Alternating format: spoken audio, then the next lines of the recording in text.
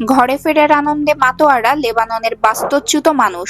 ১ বছরেরও বেশি সময় ধরে চলা রক্তক্ষয়ী যুদ্ধের পর লেবাননের মানুষ শেষ পর্যন্ত মুক্তির স্বাদ পাচ্ছে। হিজবুল্লাহ ও ইসরায়েলের মধ্যে যুদ্ধবিরতি কার্যকর হওয়ার পরই দেশটির বিভিন্ন প্রান্ত থেকে হাজারো মানুষ ঘরে ফিরতে শুরু করেছে। এ সময় তারা একে অপরকে মিষ্টি ও কেক দিয়ে শুভেচ্ছা জানায়।